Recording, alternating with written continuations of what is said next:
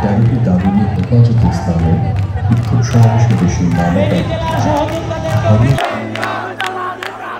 বিপুল থেকে শুরু হয় হেফাজতের সমাবেশের বক্তৃতা। ৭২-এর সংবিধান মুজিববাদের কবর রচনা করে নতুন সংবিধান রচনা করে একটি সুন্দর সুষ্ঠু সমাজ ব্যবস্থা গড়ে তোলা এবং আগামী বিপ্লব পরবর্তী বাংলাদেশ কিভাবে চলবে সেইটা আমাদের এখানে ঘোষণাপত্র করার কথা ছিল আমাদের, কিন্তু সরকার যেহেতু নিজ দায়িত্বে সেটা নিয়ে নিয়েছে, সেজন্য আমরা সরকারের হাতে ছেড়ে দিয়েছি এবং আমরা এই কর্মসূচিকে ঘোষণা করে সরকারকে এটাই বুঝাতে চাইতেছি যে ৭২-এর সংবিধান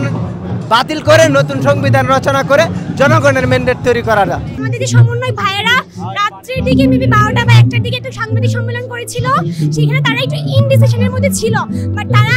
শেষ পর্যন্ত এই কর্মসূচিটা রেখেছে। বাট আমার কাছে মনে হয় যে ঘোষণাপত্র আজকে প্রকাশ না হলেও মানে সবাই যে গণজমায়েত ওইটাকে তারা সুন্দরভাবে পরিচালিত করবে। আর ঘোষণাপত্রটা আই থিঙ্ক কয়েকদিনের মধ্যে সরকারিভাবে প্রকাশিত হবে। আর সেই জায়গা থেকে আমাদের এই ঘোষণাপত্রটা খুবই জরুরি ছিল, কারণ আমরা যে জুলাই আন্দোলন করেছি, আমার যে 2000 ভাই বোন জীবন দিয়েছে এবং 20,000 ভাই বোন আহত হয়েছে, তাদের যে জীবনের যে স্যাক্রিফাইস ওটার জন্য একটা বৈধতা দরকার ছিল এই আন্দোলনের,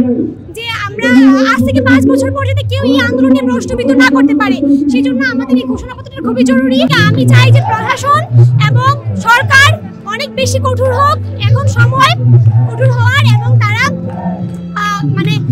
দায়িত্বশীল হোক, দায়িত্বশীল সাথে কাজ করে এবং বাংলাদেশকে ন্যায্যতা এবং সত্যের ভিত্তিতে মানে এগিয়ে নিয়ে যান। এখানে বৈষম্য বিরোধী ছাত্র আন্দোলনের যে ভাইরা আছে বা সমন্বয়করা যারা আছে তাদের উদ্দেশ্যে তারা যে ঘোষণাটা আজকে পেশ করবে, নতুন সরকারের যে নতুন প্রথাটা যে দিবে ওইটা আমরা আজকে এবং শুনে তা সরকারকে সেটা উদ্দেশ্যে আমরা বলবো, এবং সরকার নতুন বাংলাদেশ আমরা নতুন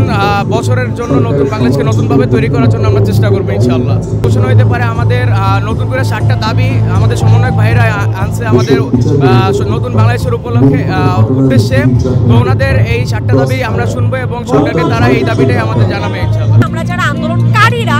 বা যারা আন্দোলনের সাথে সরাসরি যুক্ত ছিল কিংবা যারা আমরা দেশের স্বাধীনতা চেয়েছিলাম তারা এখানে যুক্ত, তারা এখানে সব একত্রিত হয়েছি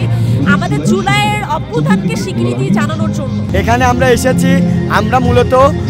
তাদের কথা শোনার জন্য, তাদের মত বিনিময় শোনার জন্য আমরা আমাদের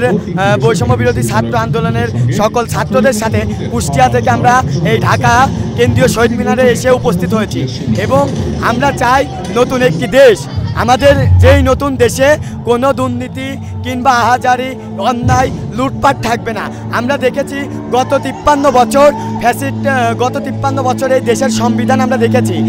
স্বামীর রাজনীতি কিংবা বাবার রাজনীতি আমরা দেখেছি। আমরা কোনো সংবিধান এখন মানব না, আমরা সংবিধান আল্লাহর কোরআনের সংবিধান মতোই আমরা এই মানে বাংলাদেশটা গড়তে চাই।